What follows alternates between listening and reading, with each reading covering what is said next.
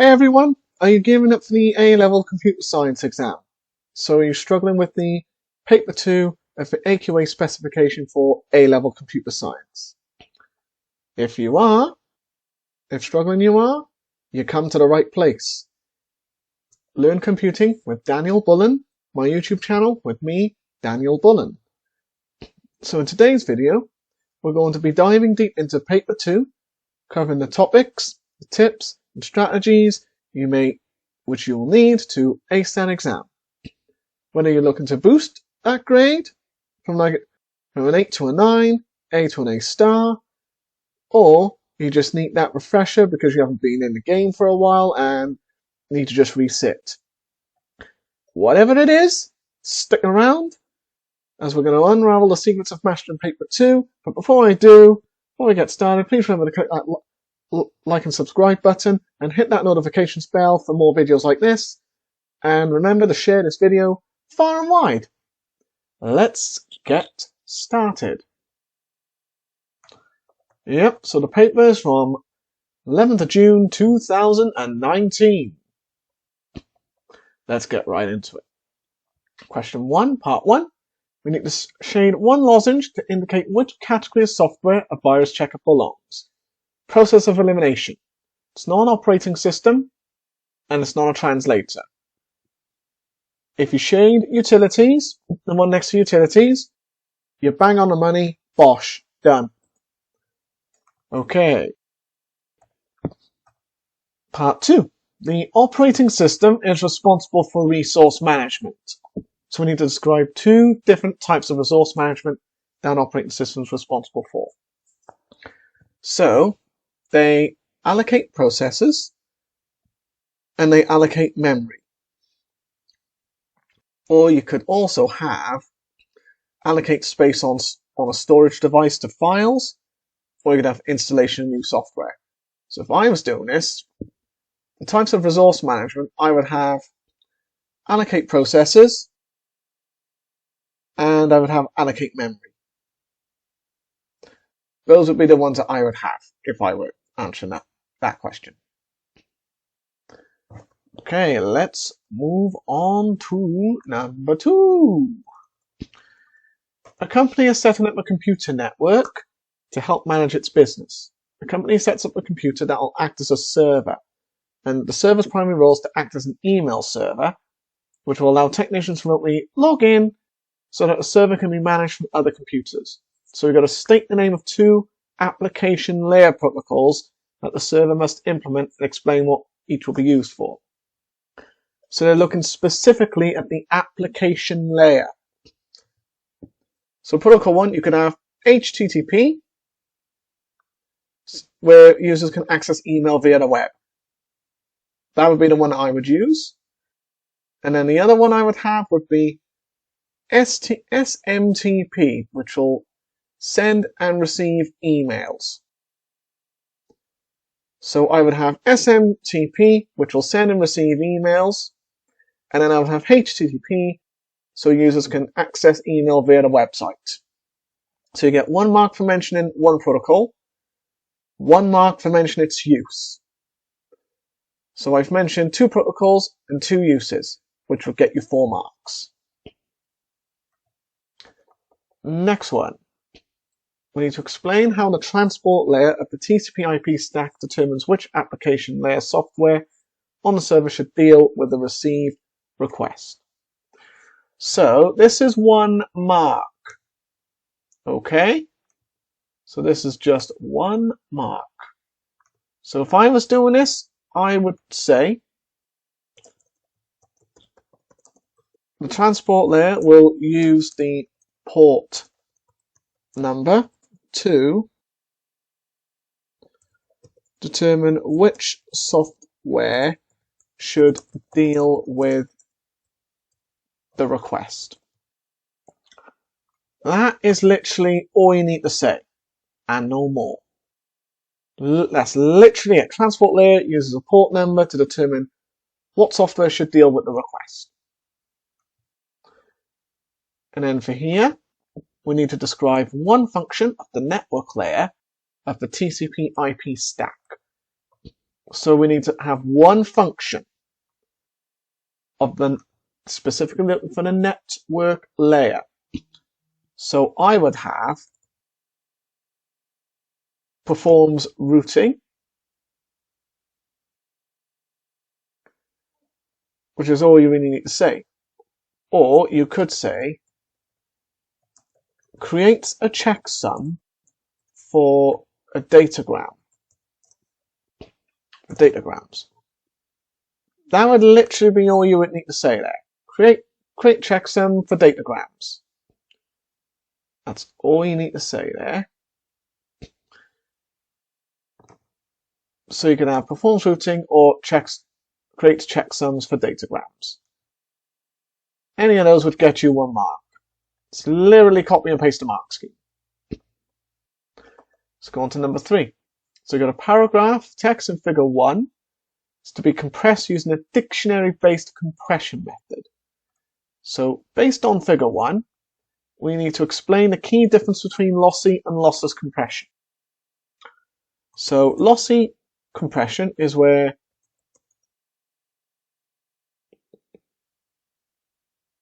lossless compression is where the original data can be fully recovered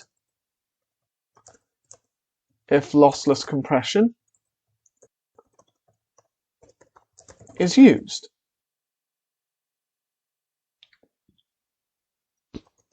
Whereas lossy compression is where the original data cannot be recovered. That's all. That is all you need to say. Literally it. It's a 1 marker to explain the difference. Okay, so for 3 part 2, we need to explain how the paragraph in figure 1 could be compressed using a dictionary-based method. So it's a 2 marker. So a dictionary is built that maps sequences of characters, which would be 1. And then I would, for the second one, I would say these sequences are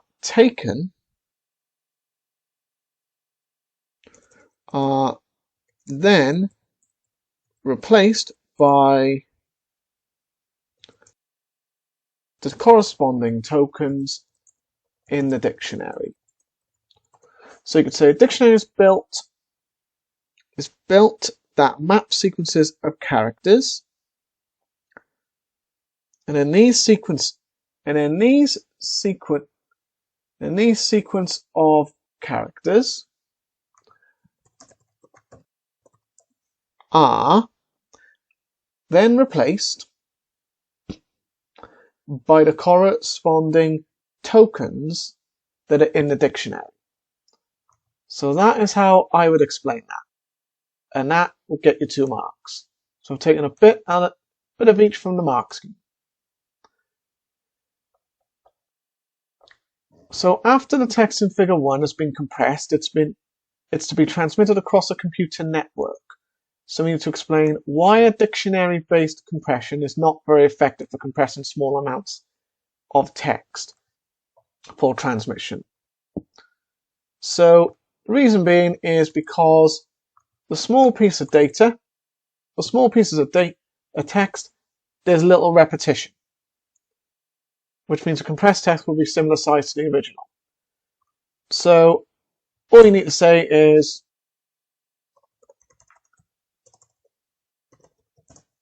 for small pieces of text, there's very little repetition. That's literally all you need to say for that, and you will get that 1 mark. Ooh, number 4. So number 4, we got a student who's tried to add 2 binary numbers together, but made a mistake. So we need to explain what the mistake is. So the columns in the addition have been labelled A to H to help make your explanation clear. So we've got to explain what mistake the student has made. So we could say, so having a look at column C, so that's where the mistake is, the result should be a 1. That would get you 1 mark. So it should be a 1. That is it. Column C should be a 1, carried a 1. Or you could say a 1 carried a 1. Either of those would get you a mark. But in column C, it should just be a 1. Leave it like that, you would get a mark. Okay, so question 5 is a big behemoth, which is quite early on. So a student has written a computer program to use an imperative high-level programming language. So the program could be translated using a compiler or an interpreter. So we need to describe the steps that must be completed to translate and execute the program. So our description of why translation is needed, difference between how a compiler and interpreter would translate the program, and how machine code instructions that are used to carry out the program will be fetched and executed by the processor from the RAM. So let's do the first one first. Why is translation necessary? Processors can only execute machine code instructions. Bosh, that's 1 mark. And then you could say high level instructions cannot be executed directly. Bosh, done. That's that bit there. So now, this is when we need to go into the difference between compilation and interpreting. So this is where we are writing facts about the differences between a compiler and an interpreter. So you can have a compiler analyzes a program as a whole, whereas an interpreter analyzes a program line by line. Compiler produces object code, whereas an interpreter will call subroutines within its own code to carry out the commands. And where a compiler will not translate any of the program if it encounters an error, an interpreter will translate the program until the first error is encountered. So if it's unchanged or executed twice multiple times, the compiler will only need to translate it once, whereas an interpreter will translate a program each time it's executed. And then what they want is how machine code instructions are used to carry out the program that will be fetched and executed. So this is where we need to have our knowledge of the different registers. So we've got contents of the program counter is transferred to the memory address register. Transferred to the memory address register via the address bus.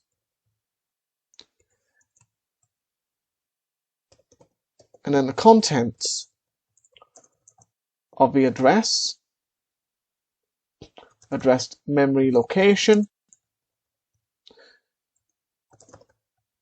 is loaded into the memory data register. So it's loaded in the data register, which increments the contents of the program counter. And then after that, the contents are copied from the memory data register to the instruction register, where the instruction is decoded. So it's decoded by the control unit, which is split into opcode and operand. Then execute. So if it's executed, what we're going to have is the data can be fetched, then be fetched and stored in the memory. And this is where the opcode will identify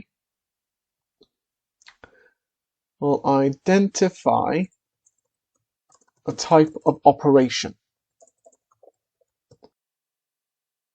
to be performed by the CPU, which means the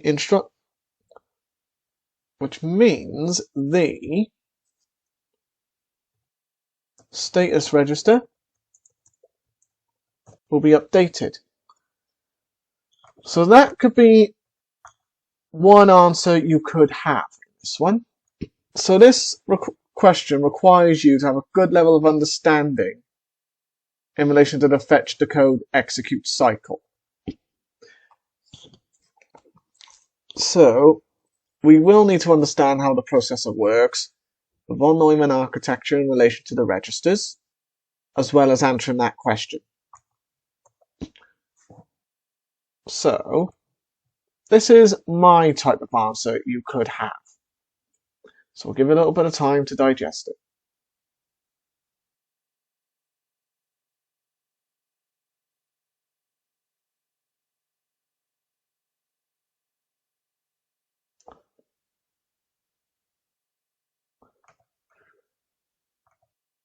Okay, on to the next one.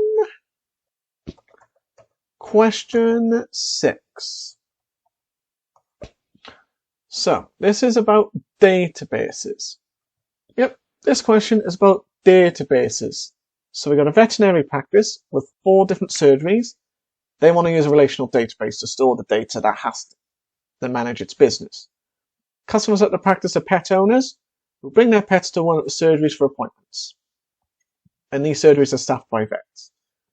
Each customer is identified by a unique identity number and a customer's forename, surname, telephone number recorded.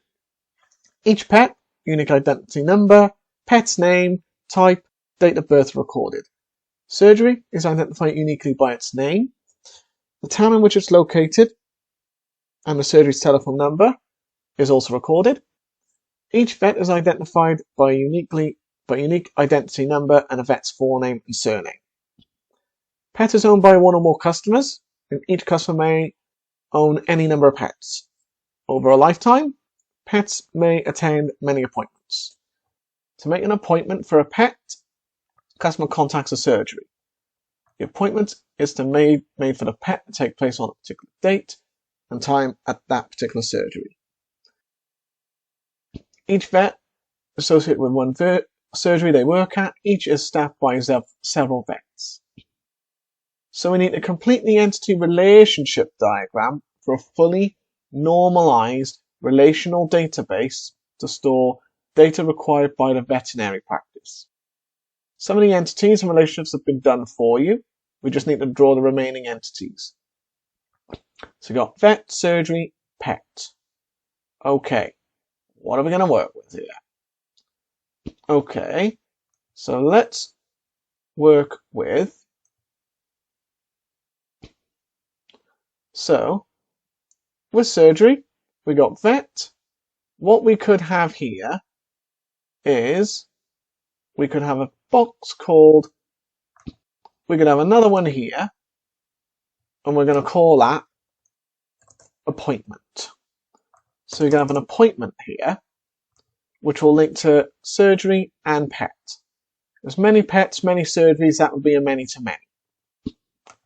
So, to compensate, we're going to have, so let's say I want to have a line. So one line here, one line here. Let's say we got that. And now we want to do that. So we've linked appointment with pet. But there's a kicker. Appointment is going to be many. Yep, my badly drawn crows. But you can see what I'm trying to do is, so you got one pet, many appointments, one surgery, we'll have many appointments. Okay, so that's one.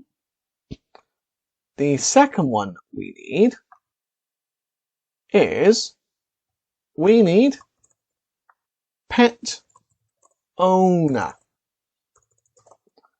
Okay, so we need a pet owner one. And then finally, we are going to need a customer one. Okay, so we've got our little ERD going on here. So, how are we going to do that? Pet is going to go to pet owner. Pet owner is going to go to customer. So, one customer, there are likely to be many pet owners, and one pet can have many owners. So that would get you 3 marks in a bud. You get 1 mark for the entity appointment being added and the correct relationships with the pet and surgery entities. 1 mark for having the entity customer. And 1 mark for having the entity pet owner and all of the correct relationships. So if you've got something like this, you're going to get 3 marks, bosh, done. Right, question 6, part 2. We need to now develop a fully normalized design for a relational database to store information required for the veterinary practice. So we've got pet, surgery, and vet relations have been defined in figure 3. So using that, we need to list all of the other relations that have to be created together with the attributes each will contain. So we need to underline the attributes that will form the identity identifier, which is the primary key in each relation. So you can easily have customer, appointment, and pet owner. Easy. So, as is so customer, you have customer ID, which you would need to underline. So we can just use that potentially. My badly drawn underline. Then we're going to have pet ID, which is another foreign key, which is another primary key. And then what we're going to need here is we're going to need customer ID and pet ID because they're your foreign keys that link back to the other 2 tables. So customer, you have customer ID, forename, surname, telephone number. Appointment, you have pet ID, date, time, surgery name. Pet owner, you're just going to have customer ID, pet ID. That is our normalized, that is a fully normalized design for our database. That would get you 4 marks. So 1 mark for the customer relation created and contains the correct attributes, with customer ID as the identity identifier. So you basically you will get 1 mark for the correct labeling of the primary and foreign keys, as well as the formatting.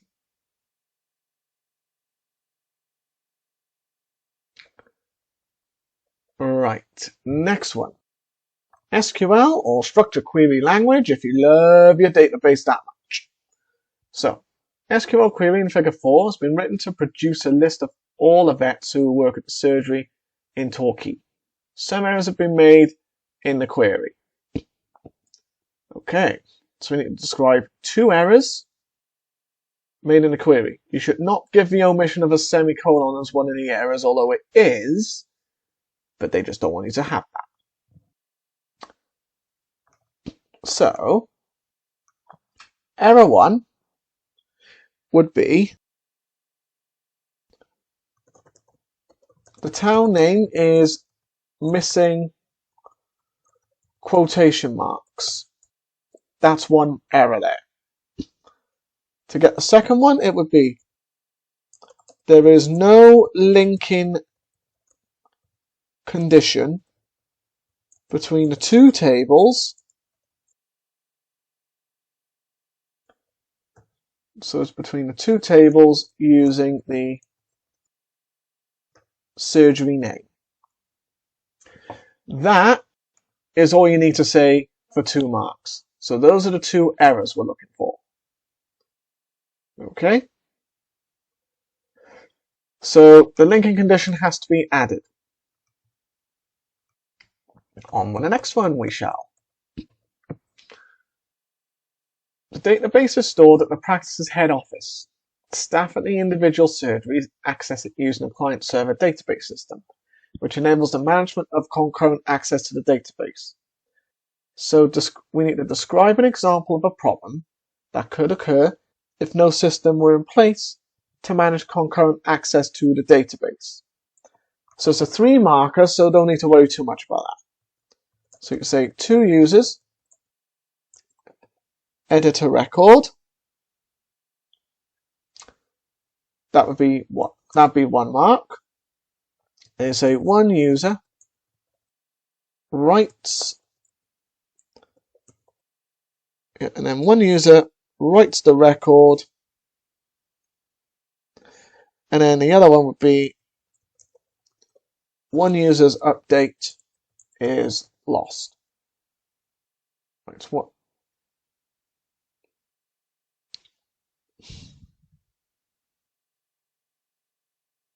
So 1 user writes a record while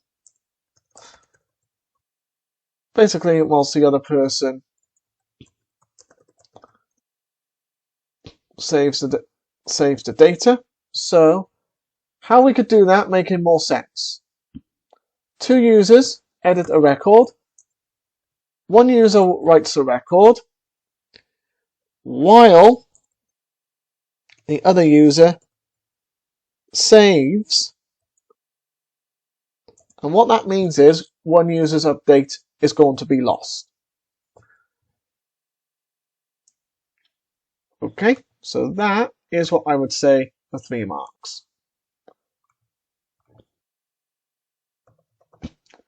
Right, let's try this one. 2 methods that can be used to manage concurrent access. Record locks, time strap ordering. So we need to select one of these methods and how it manages concurrent access.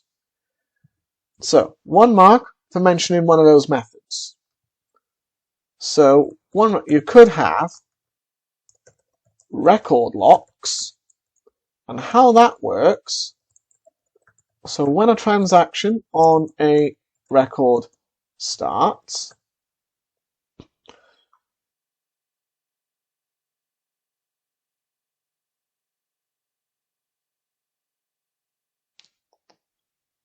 so when a transaction for a record starts,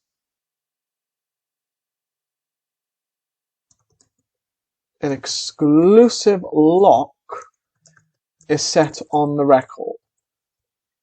So that's 2 marks if you choose to do record locks. If you're more comfortable talking about timestamp ordering, you'll get 1 mark for saying timestamp ordering. And timestamp ordering is generated for each transaction where the database records the timestamp of the last read or last write transaction for each record.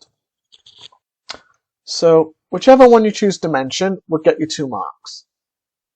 Don't just say you select record locks and talk about timestamp ordering. If you're going to select record locks, you say how record locks work. If you're going to mention timestamp ordering, mention how timestamp ordering works. So any of these would get you 2 marks. You cannot mention both, obviously, because you're not going to get any more marks. Press on, shall we? Okay. Figure 5 shows 3 commonly used mathematical functions. Add, square, pred. So add evaluates to 5, square 2 evaluates to 4, pred 8 evaluates to 7. So the domain of the function square and pred is set to integer z, and the domain of the add function is z times z. So what's the codomain of the pred function? So the codomain is actually going to be, it's going to be the same set as the domain. That's how you could say it. Or you could just say z written like that. Or you could just have, or what you could have is an ordinary z. Or you could have set of integer, or you could have the set of integer numbers. Any of those would get you a mark. Okay, what is the result of applying the square and pred to argument 3? So what's the result? The result, so squared, if you remember what square is, 4, and pred, so it's going to be 7 take away 4, it's going to be 7 take away 3, it's going to be a 4. So it's literally going to be 4.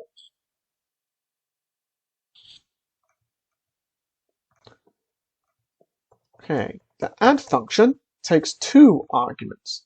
So we need to describe how the add function could be partially applied to arguments 4 and 6. So we could say add is applied to one of its arguments, and then the output of this function application is a new function. And then you could say the new function always adds the argument that the original function was applied to. That's a nice 3 marks there based on that. So we're always applying the add to one of the arguments. The output of this function application will be a new function, which will add the argument that the original function was applied to. And that is the question. Okay, we are in Gatesland. So we need to complete the truth table for the ORs and NAND gates. So OR gate, if it's both zeros, it's a 0. 0 and a 1, it's a 1. 1 and 0, it's a 1. And a 1. Right, NAND gates are the opposite of an AND. So where in an AND gate it would be 0, 0, 0, 1. As it's NAND, it's an inverter, so it's going to be 1, 1, 1, 0. Done. That's literally 1 mark right there. Next bit, we need to draw a logic circuit for the following Boolean expression. So, for a question like this, we would need, so to draw a logic circuit, you've got not A and not B, or not C, or not B. So the way we do something like that, an example would be something like this. So to do that, you would have an AND gate, and then you would have a NOT gate, and in C, you would have an AND and a NOT. So you need two AND gates, one NOT gate before the AND, and then all of that ends with an OR gate. So you would have one mark for A and B connected as the inputs to an AND gate, one mark for B connected as an input to a NOT gate, so that would get you 2 marks. To get the third one, NOT will be connected to C and the AND gate, and then all of this will go into the OR gate, which will produce the output. Okay, so that would get us 4 marks because they wanted us to draw a logic circuit. Okay, and we're on to the next one. Okay, so this one is a little bit of a difficult one. In fact, I think one of the most difficult areas of computer science. So we got identities. Identities are often applied to simplify Boolean expressions. One such is this. So without using a truth table, explain why this identity is true. So in a one like this, so it would be if input A is 0, then not A will be a 1. And if A is a 1, then not A will be a 0. So that would be that answer. And then one of the inputs to the AND operator will always be a 0. So those two would get you 2 marks. So I would mention both of those. That should get you 2 marks. Or what you might want, or you could just have, thinking about it, looking at it, I would be tempted to put 2 of those in. But you actually wouldn't get the extra mark that I would have thought you would have. So I would just have, if input A is 0, then not A will be a 1. And if A is a 1, and not A will be a 0. Okay? So I would just have that for your 2 marks. Because if you ever see the double forward slashes, they're basically saying, well, that's an alternative answer, which would still be 2 marks. So, yeah. Okay. This one is a tough one. I think one of the toughest areas in computer science. Even I'm still yet to get it half the time. As I look at Boolean and thinking, what are you doing here? From something like that. So we're going to use the rules of Boolean algebra to simplify this Boolean expression. So you go not B and not A and not B, or A and B. So we have to show our working. So what I'm going to do, I'm going to show you an example from the mark scheme because it's very difficult to actually type out Boolean expressions. I've tried doing that and it's a nightmare to do. So I'm going to show you some examples that they would look for. So, one example solution, you could do this. So, you're basically factorizing, putting them back into brackets. So not B, or not A, and not B, or A and B. So we've used that using De Morgan's law. And then we're going to expand the brackets. So you got not B and not B, or not A and not B, or A and B. Right, so we've identified that there's a 0 there. So we've identified that using identity law. So now it's 0, or not A and not B, or A and B. Right. Now we've got X or 0. So now we've got not A or not A and not B, or A and B. We invert that using De Morgan, so it's A or B, or A and B. And by using the redundancy theorem, we're stuck with A or B. Okay? So a solution like that will get you 3 marks. Will get you full marks. We'll get you full 4 marks, eh? These are some other possible solutions you could have. So if I was to do a solution like that, I would try all 3 of them out, because you never know, in the situation at the exam, you just might be right. If you follow the procedural mastery of a topic like this, you're going to be laughing. Okay? So we've got to follow the procedure on mathematical and logical stuff, which is why, for those who I tutor, I will go through the logical and the mathematical stuff first, because they're questions that the exam boards have got to ask. And then onto theory like this, it's copy and paste the mark scheme. Explain the difference between asynchronous and synchronous communication. Asynchronous is where a receiver and transmitter are not synchronized by a common clock. Whereas synchronous is a receiver and a transmitter is synchronized by a common clock. Done. That's the difference there. Done. Okay. So we got the ASCII code for the digit 0s, 48 in decimal.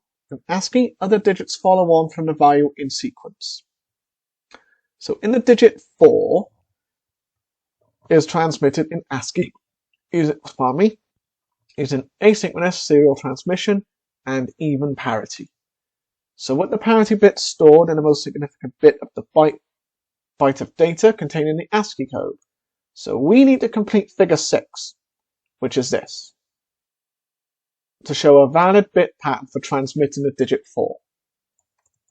So stop bit is 0.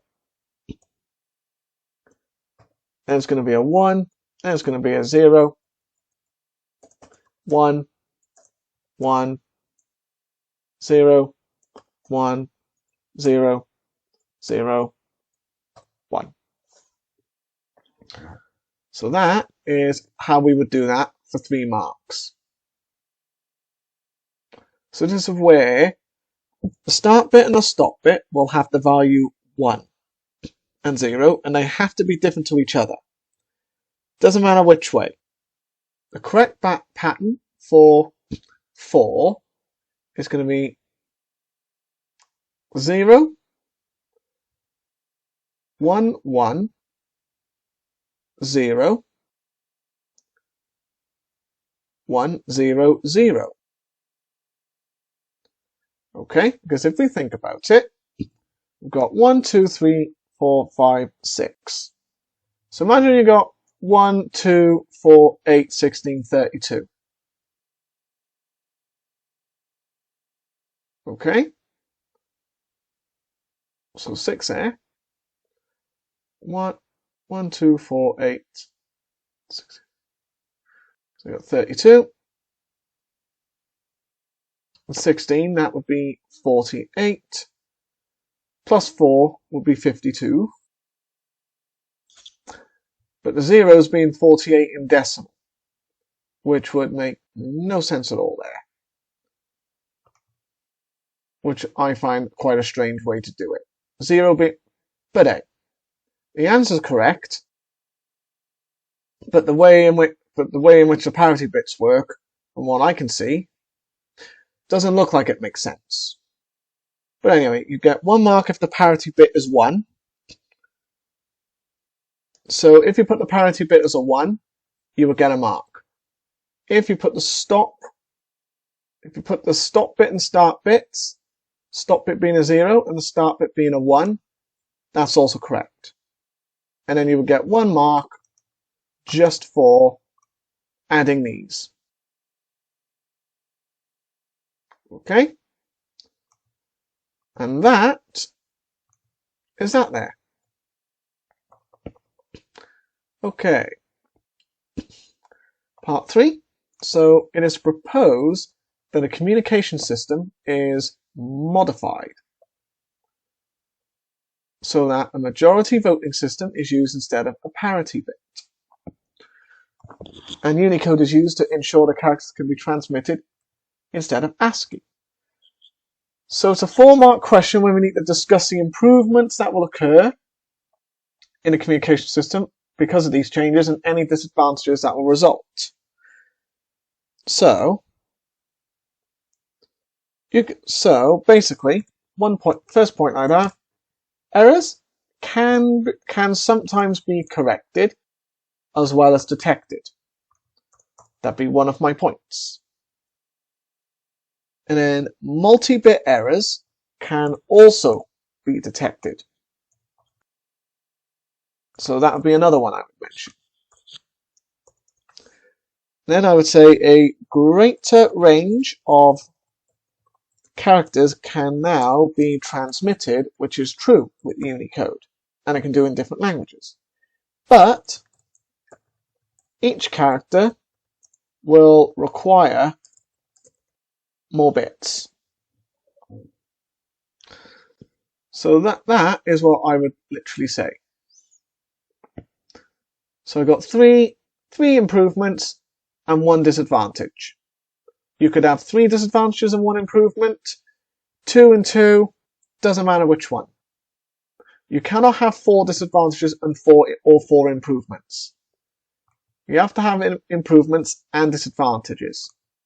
Okay? But this is what I would have, and that will be 4 marks. It's literally copy and paste the mark scheme. Number 10. So we've got the greatest common divisor of 2 positive integers, a and b, the largest positive integer that divides both the numbers without leaving a remainder. So a is 4, b is 6. So 4 has a divisors 1, 2, and 4. 6 has a divisors 1, 2, 3, and 6. So the greatest common divisor is going to be a 2 because it's the biggest number that appears in the list of divisors between 4 and 6. So we got figure 7, which is showing the pseudocode for determining the greatest common divisor of 2 positive integers, a and b. So when the procedure described in the algorithm terminates, the value a and b is the greatest common divisor of a and b. So guess what? Yes, I have had students who think, as soon as I see assembly language, I just want to run away. Well, in this one, we are not going to run away. Because run away, good it is not. So, run away, we must not. To attempt this, we must. Okay, bosh, that's my little Yoda quote there. But, moving on. So, you will get the AQA assembly language instruction set. So don't worry about memorizing every single one of them. If you want to memorize it, then go right on ahead. But you don't need to. All we need to do is, as long as we know how to write it. So we need to write a program using that instruction set that uses a method described in figure 7 to calculate the greatest common divisor of 2 positive integers. So positive integer a will be stored in memory location 102 and a positive integer b in memory location 103. So your program should use these values to find the greatest common divisor. And when your program terminates, it should store the greatest common divisor of these 2 numbers in memory location 104. So one of the solutions you could have, something like this. So you've got LDR, so we're loading R1 and R2 from these addresses. And then we're going to have a loop. So we're going to compare, then we're going to finish, then we're going to keep in that loop. And once we've once the loop has done what it needs to do, we have A, we're basically going to say, right, is A greater than B? Otherwise, we're just going to subtract. Then we're going to go in the B loop. And then we will finish with the numbers stored. Okay? So, to get all the marks for that, even to get 6 out of 8 marks, the programming syntax has to be correct. So the values in the memory locations 102 and 103 are loaded into 2 different registers, and a comparison will be made between the values in the 2 registers. So if the values in the 2 registers are the same, the code will just exit after performing other required instructions. So the need for the loop has been identified and the instructions will be so. If A is greater than B, then the value in the register representing B is subtracted from the value in the register representing A, and results stored in the register representing A. If A is less than or equal to B, the value in the register representing A is subtracted from the value in the register representing B, and the result is stored in register representing B. So before the algorithm exits, in all circumstances, the value of the register representing A is stored into the memory location 104, regardless of whether it's in the GCD.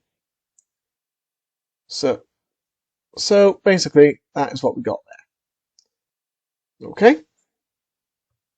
Yep, so it uses quite a lot here. Assembly language can be one big one here. Let's get into question 11. It's another one in which they got to ask. So 11.1, 11.2, 11.3, 11.4, they all use floating point representation with the 8-bit mantissa and the 4-bit exponent both stored using 2's complement. Okay, 2 marks. We're just going to do the smallest positive number that can be represented in floating point systems. So it's going to be 0, 1, 0, 0, 0, 0, 0, 0. And the exponent 1, 0,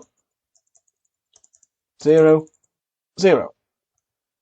That would be 2 marks right there. So if you've got the correct mantissa, correct exponent, 2 marks, bosh, done. Okay, the following here is a floating point representation of a number. So we've got to calculate the decimal equivalent. So, first things first, we need to work out what the exponent is. So 0010 is going to be 2. That's the exponent. And now with the mantissa, we are essentially going to have 0.25 plus, so we got 0.25 plus 0.125. Okay, then we got 0.015625. So that is going to give us the mantissa. It's actually meant to be a 25, which is going to give us 0.390625. So we haven't normalized this yet. So I'm going to do 0.390625 times 2 to the power of 2. So times 2 times 2, which is going to give us, okay, so just realize you would get to 0.390625, but because there's a 1, you could do 1 take away that, which is going to give you 0.609374. So we're going to take this number and we're going to times that by 2 and times that by 2, which is going to give us minus 2.4375. So the answer we're looking for is 2.4375. So because it's 2's complement, we have to take into account the 1. So although we got this bit right, what I should have done was taken into account of the 1 and used the 1 to take that away from 1, which will give us the answer. And then after that, I just did that answer times 2 times 2. So we've converted binary to decimal using the 8-bit mantissa and the 4-bit exponent. Phew. It's a question they gotta ask, so you've gotta know it. Okay, next one. We need to write a normalized floating point representation for the value 0.15625. So we've got that number. So what I would be doing there, it would be a case of, so the mantis, so I would be doing the 1 point, half, quarter, 8, 16, 32, 64, and 128.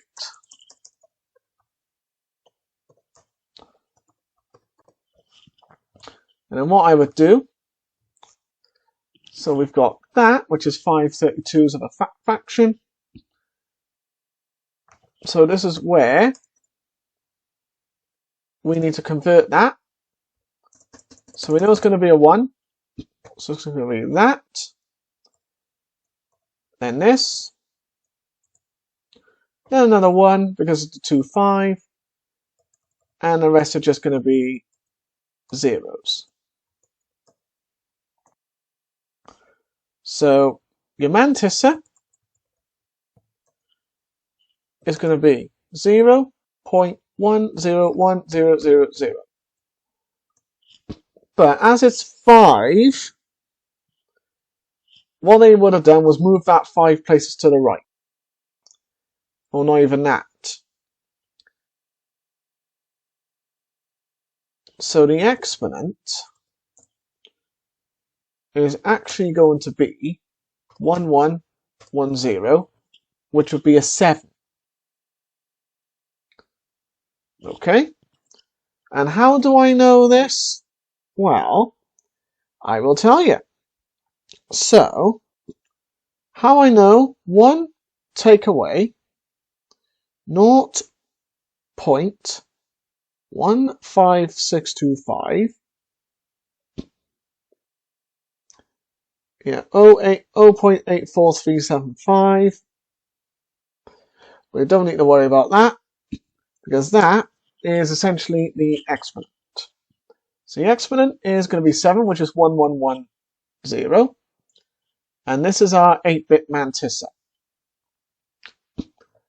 Yeah, looking at that. So we need the unsigned fixed point, which should have been fixed point representation, but they didn't exactly explain that. They didn't explain fixed point, they just said floating point.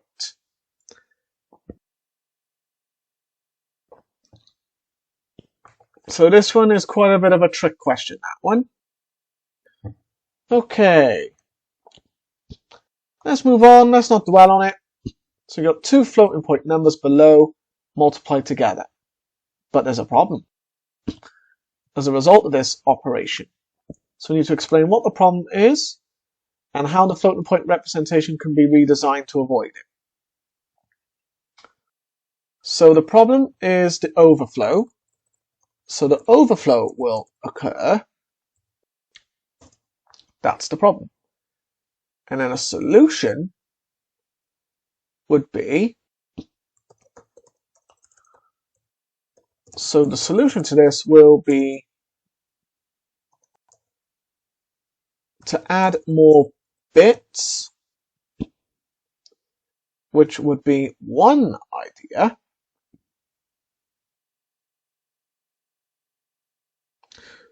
Or we could have bits could be reallocated from the mantissa to the exponent. So I would say the problem we will have is the overflow error. As an overflow will occur, and the way we can solve that is bits could be reallocated from the mantissa to the exponent. Because if you add more bits, you're just going to take more memory. Right, let's get to 12. A particular computer system uses a 32-bit address bus and a 32-bit data bus. Each address memory location can store 1 byte of data. So we need to write a maximum amount of memory in bytes that could be accessed. So maximum amount of bytes. So it's going to be 2 to the power of 32 bytes. Or we could have 429496 7296 bytes. Because in effect, it looks like we are doing 32. We are doing 32 times 32.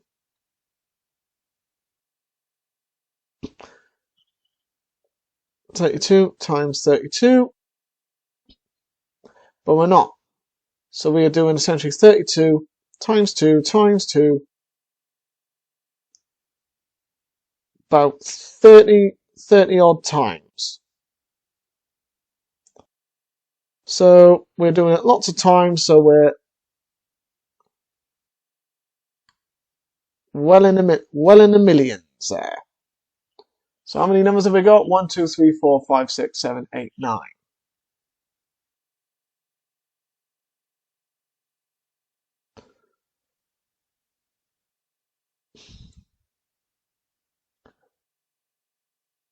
So lots of numbers going on here. Okay. Wow. Okay. Different computer system has a wider data bus. It will speed up the execution of programs. So we need to explain how a wider data bus has resulted in the effect. Simple. Increase the number of bits. Bosh. Done. Next one, we need to discuss the advantages and disadvantages of representing image as a vector graphic instead of a bitmap. So we need to include examples in which it would be most appropriate to use a vector graphic as an example, which would be most appropriate to use a bitmap. So we need 2 examples, one for vector, one for bitmap. So in this one, they wanted to mention the advantages and disadvantages of each and come up with a suitable example. So you could say individual objects of the image can be manipulated independently. Absolutely true. And then the image can be enlarged without the loss of quality. That's true to a certain extent. And then I would also say, if a component is deleted, the software knows what is behind it. Whereas vector graphics are resolution independent, so images saved in vector graphics will take up less space, typically.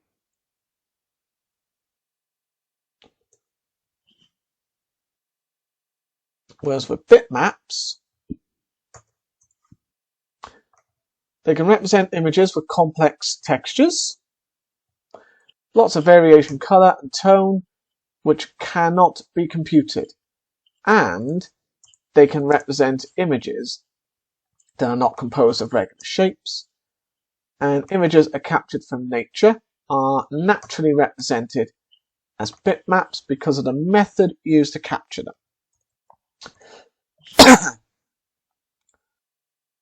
So those would be it.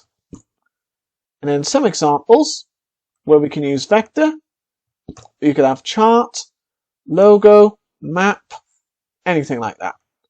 Whereas in a bitmap, you could have photos, scanned images, anything, any of those examples. Okay? So this is how you could structure it. So you say advantages of vector graphics, advantages of bitmaps, and then an example of each. So example where vectors used, an example of where bitmaps used. Okay?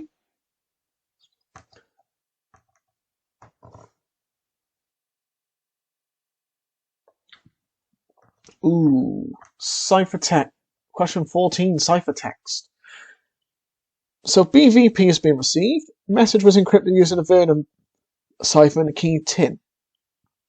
So conversion between the letters and their equivalent binary patterns will be carried out using a special code called the Baudot-Murray code.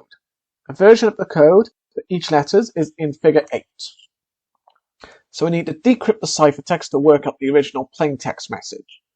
And we've got to express that as letters.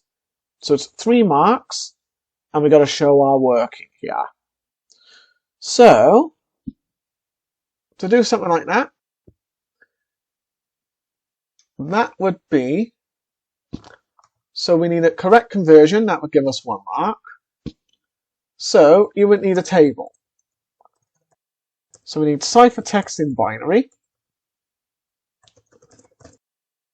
key in binary, plain text in binary, and plain text in letters. So that is a mouthful to go on here. So let's say the ciphertext in binary is all of this. And then we've got these 1s and 0. Then we've got the key in binary, which is this. And then the next part is we're going to have the plain text in binary.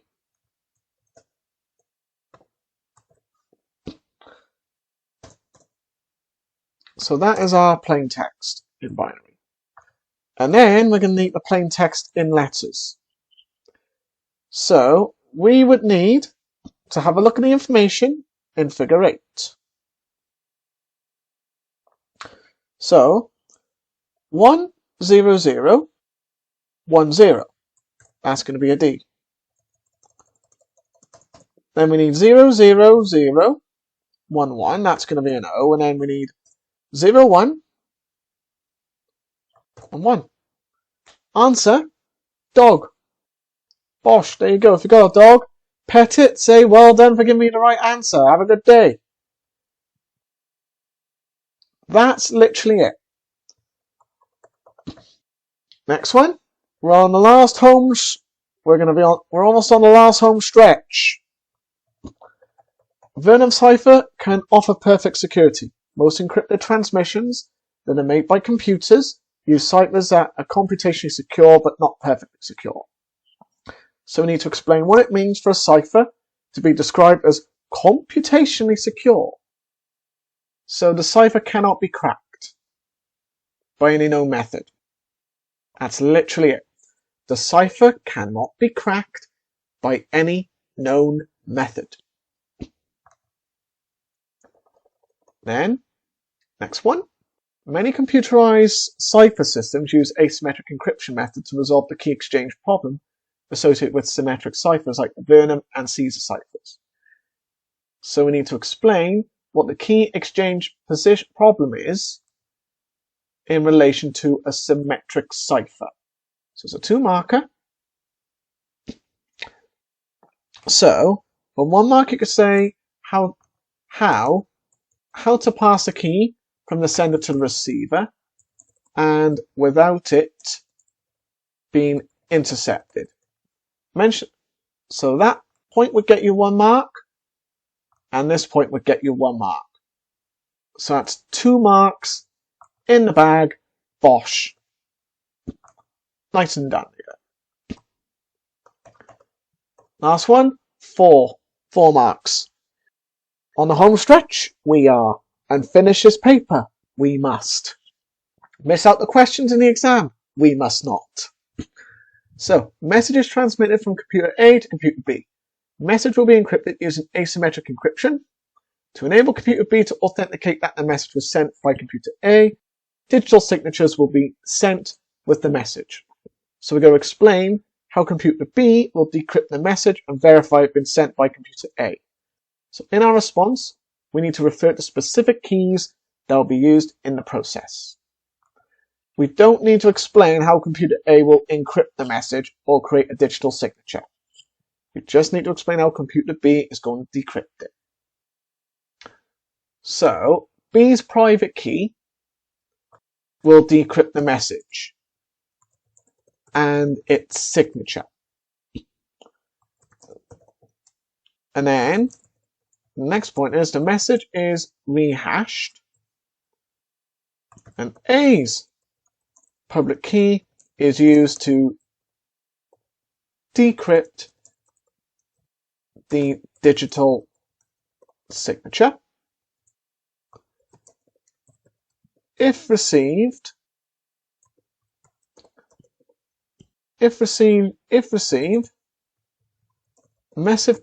message digest and recalculated.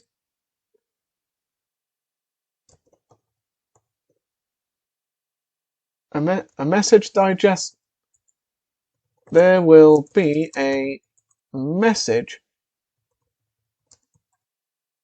digest match. So all of those points go 1, 2, 3, 4. That will get you 4 marks. So you could say B's private key is used to decrypt the message and its signature. The message is then rehashed. Computer A's public key is used to decrypt the digital signature, and if it's received, we'll have a message digest and it will be recalculated, which means there's going to be a message digest match as a result. Okay? Yay, that's a lot of questions, but it is A-level. We did sign up to it, but you're still on the home stretch. And as that's number 14.4, just on the end of questions. What a relief. That wraps up our deep dive into Paper 2 of the AQA A-Level Computer Science Paper 2 specification. Hopefully you found this video helpful and not too tiring, and gained some valuable insights to help you succeed in your exam. If you found this video useful, or any of the tips or some of my terrible humour useful, don't forget to hit that like button and subscribe for more content like this, and hit that notifications bell for more content like this. And remember, you might think this is a lot, but practice will make perfect. By golly, it will. So, keep revising you must, and on your way to acing that exam, you will be. Thanks for watching Learn Computing with Daniel Bullen's latest video, and I hope to see you in the next video very soon. And goodbye, and good luck.